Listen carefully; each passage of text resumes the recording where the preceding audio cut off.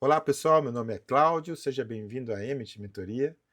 Nós trabalhamos com mentoria e consultoria para pequenas empresas, negócios e também para pessoas no plano individual. Quero convidar com você a estar comigo neste vídeo porque eu quero trabalhar um assunto que envolve nossos relacionamentos no trabalho, principalmente. Provavelmente você, se for como a maioria de nós brasileiros, trabalhamos cerca de 8 a 10 horas no mesmo ambiente de trabalho. E ali, seja você solteiro, seja você casado, seja homem, seja mulher, enfim, não importa qual o seu gênero, você está tendo contato com outras pessoas e às vezes gera alguns insights, alguns relacionamentos afetivos dentro do ambiente de trabalho. Por que eu estou falando isso? Porque eu comecei a ler um livro que estava na minha leitura do ano passado, de 2025, que é Microtendências. Microtendências. E eu não consegui ler ele no ano passado. Microtendências de Mark Penn, as pequenas forças por trás das grandes mudanças de amanhã.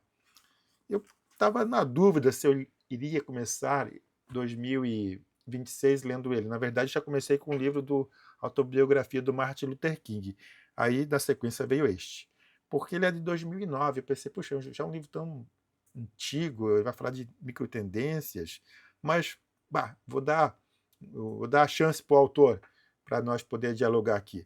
Aí comecei a ler o livro e achei muito interessante. Estou na página agora 41, e ele chegou num ponto, por isso que o meu compartilhar com vocês desse vídeo, que fala de romances no trabalho. Quer dizer, relações afetivas que surgem a partir do nosso campo de trabalho.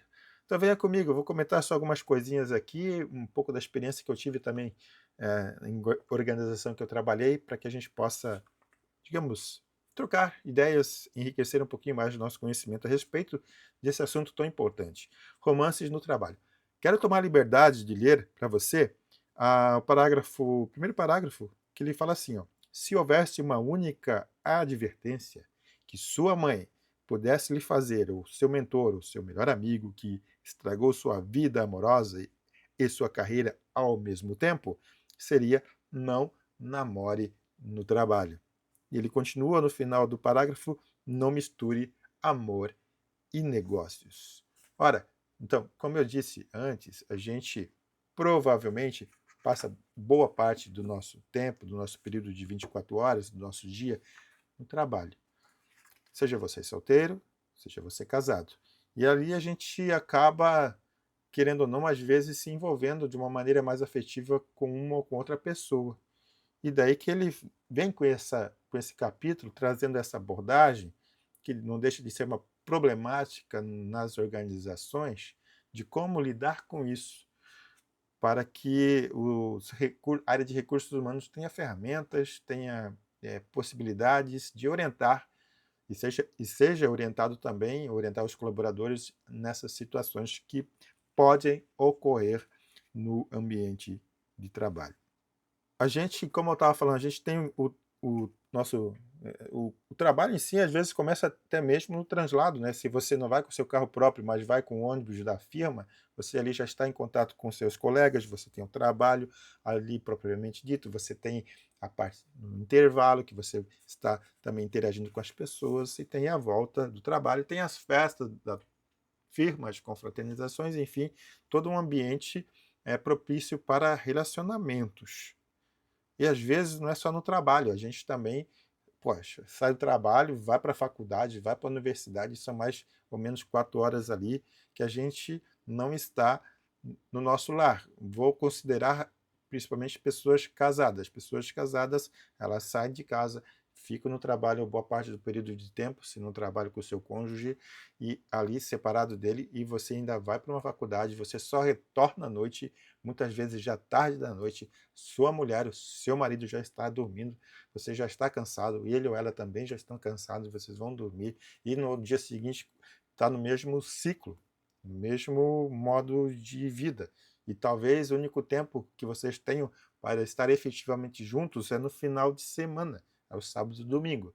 E às vezes, dependendo da onde que você vive, do ambiente que você está, da cultura que você participa, ainda você se envolve com trabalhos sociais. E em comunidades de fé ou em grupos outros afins, e acaba que realmente o tempo para a sua família, para a sua esposa ou para os seus filhos seja cada vez menor. E aí vem uma série de situações que podem ou não a levar a você a ter, mesmo que você não busque um relacionamento afetivo extraconjugal dentro do ambiente de trabalho.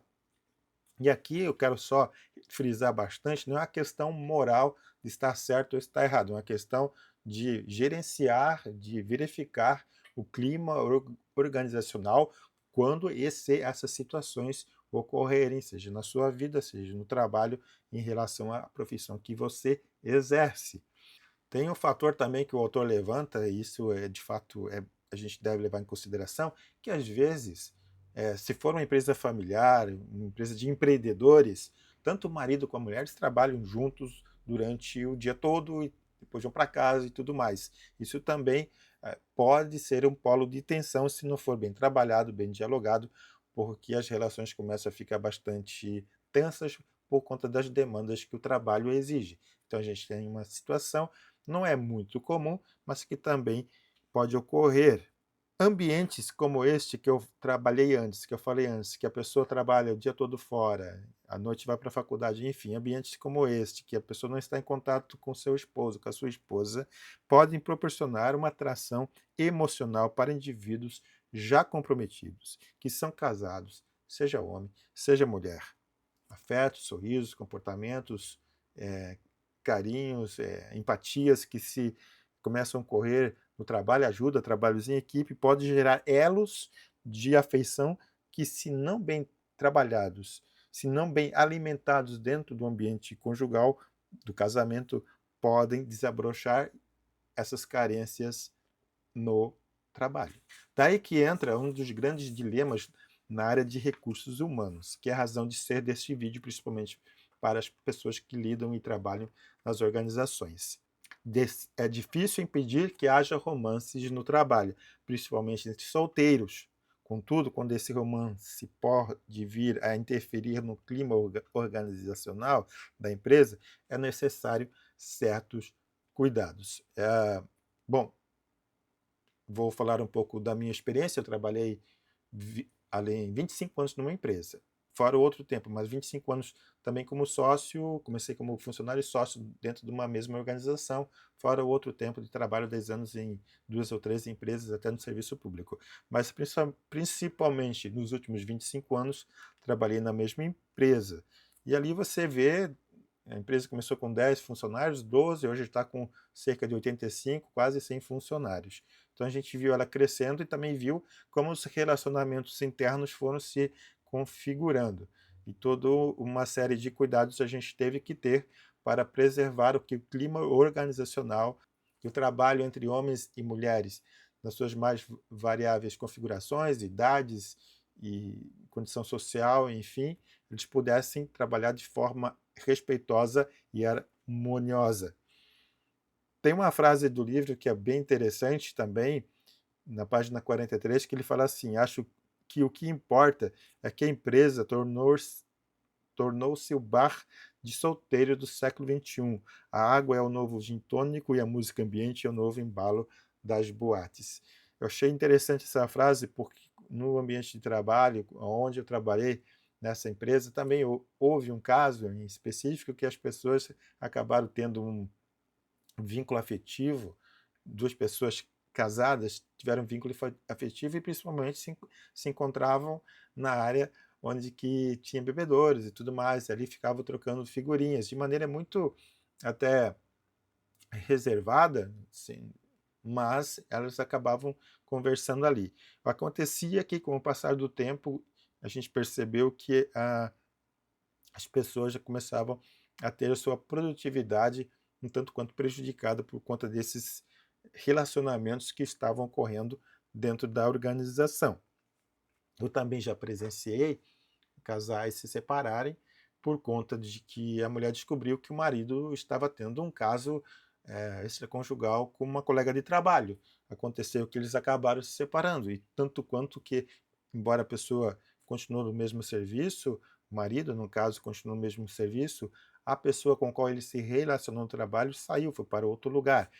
E isso gera uma série de transtornos no clima organizacional e também para a família, porque no caso em questão que eu estou contando para você, elas tinham já um filho, o casal tinha um filho e acabaram então, infelizmente, se separando e ficam as sequelas no casamento, ficam querendo ou não sequelas também na organização, principalmente para aqueles que continuaram a permanecer na mesma empresa depois que o fato ocorreu. Agora vem algo que eu considero importante neste vídeo, principalmente para você, é que, para mim, a organização, a empresa, ela necessita ter um código de ética ou um código de conduta. Muito bem elaborado, muito bem pensado, em acordo com recursos humanos, é claro, mas com a diretoria, com os proprietários da empresa e também com representantes dos demais colaboradores. Se formata, se prepara, se faz um código de conduta que ele abrange várias situações que vão para além das questões profissionais ou das qualificações profissionais das pessoas que estão entrando na empresa. Claro que ali tem suas características, tem as suas qualificações que são necessárias para ocupar um cargo, mas um código de ética e de conduta ele vai trabalhar justamente a relação comportamental entre empresa, entre colaborador, entre os próprios colaboradores e também dali para fora, entre colaborador e stakeholders, os parceiros, os fornecedores. Inclusive, o autor do livro aqui, ele propõe uma reflexão também, para mim, tanto quanto para você. Por exemplo, de repente, eu contratei uma pessoa do compras, e essa pessoa do compras, ela criou e tem um relacionamento afetivo que se desenvolveu depois da contratação com um fornecedor. Como é que fica essa situação? Como é que lida-se com uma situação dessa? Então a pessoa tem que saber se posicionar, entendendo que se a empresa tem um código de ética que trabalha essas questões, ela sabe ou deveria saber como se comportar. Da mesma forma, situações em que as pessoas se conhecem, sendo solteiras, mas elas se conhecem dentro da organização, em cargos de supervisão e subordinado, isso também tem que ser levado em consideração, porque as pessoas podem entender que se uma pessoa acabou se envolvendo com o seu superior, ela pode ter preferência em futuras, como eu diria, adequações ou melhorias, ou como é que a gente chama? Você acaba subindo, né, de grau na função, alguma promoção, é isso que eu queria dizer. Então, às vezes, as pessoas podem confundir esses relacionamentos e a promoção que a pessoa pode ter pelo vínculo afetivo que ela está tendo dentro da organização. Então, essa questão de romance nas empresas realmente tem que ser tratado, trabalhado com muito cuidado. Mais uma vez, não podemos, e acredito eu que também não devemos, interferir na vida pessoal de cada um, mas é importante que a organização tenha, sim, um modelo, um meio de orientar, um código de ética e de conduta para que quem entra na organização sabe como ela funciona. Relação subordinado, relação supervisor, relação superior, relação demais áreas da empresa, cargos de chefia, cargos de confiança, até onde que se pode ir. São algumas considerações que eu queria trazer para você. Também, se eu posso te ajudar um pouquinho mais, estava pensando aqui, além do Código de Conduta e de Ética, que preconiza, às vezes você pode sim contratar um marido, uma esposa, mas em ambiente de trabalho diferente. Um trabalha na produção, outro na montagem. Um trabalha na montagem, outro na expedição. Nunca no mesmo setor, nem debaixo da mesma supervisão. Esse negócio de colocar em horários diferentes eu acho muito ruim para a questão familiar. Um vai trabalhar à noite, outro vai trabalhar de dia. Aí eu também acho que não é muito viável. Mas em situações que são separadas, em ambientes separados, dentro da mesma organização, eu não viria problema.